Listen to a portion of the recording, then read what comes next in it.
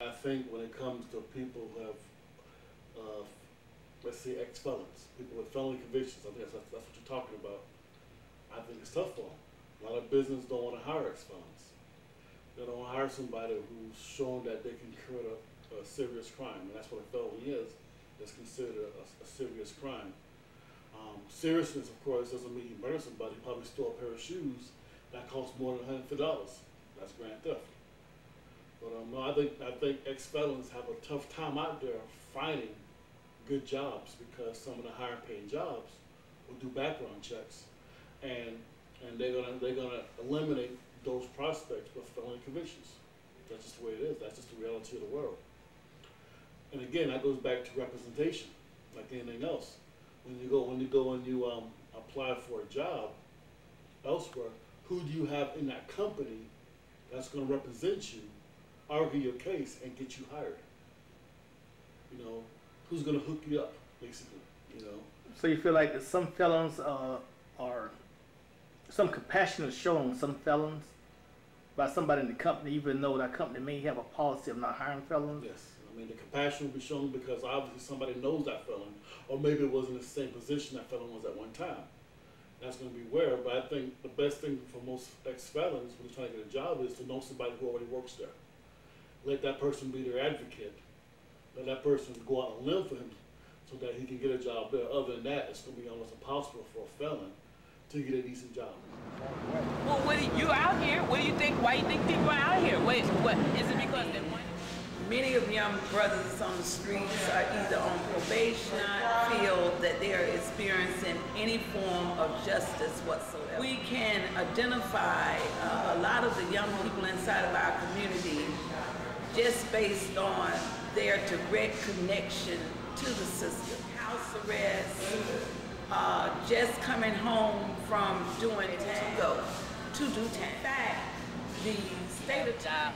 That's just a basic question. See, all right, sister. I've been looking. All right. You been looking? Trying to get me another one. And then they talk about that federal bonding. That's bullshit. Yeah, that bullshit, boo. That's bullshit. Certified. Okay. You mind if I record you, brother? You mind if I can put your picture on here? They talk about the federal bonding program, ex-felons. You go to these people for jobs. As long as they get that piece of paper, they're high. But then the first thing come through, they try to cut you. That's a big scam. First thing come through like what? Like, they'll say, oh, simple shit, you know, but they accept that. They tell you got the bonding. You got a federal bond that'll hire you if you hire this person because he got a record or whatever. Right, I know about that. And then you all hype for the Burton.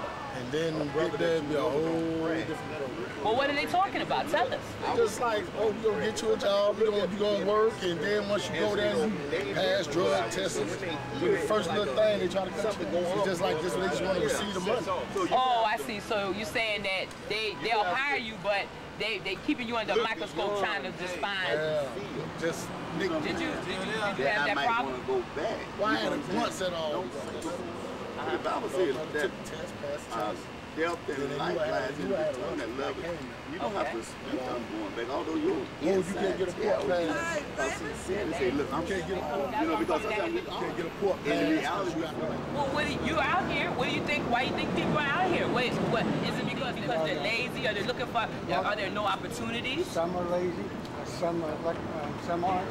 Some are disabled like myself. Okay. Those players. But now you start demanding the money for your talent, and you see the repercussion that you're getting from white folks. Now all of a sudden, baseball players, white folks were never laid out to be role models because they played in the entertainment arena. They wasn't. It was just people that had jobs playing ball. But when black boys come along, now all of a sudden they are deemed the deacons of our community. They're supposed to be the role models because there is no too many examples of that kind of wealth coming inside of our areas.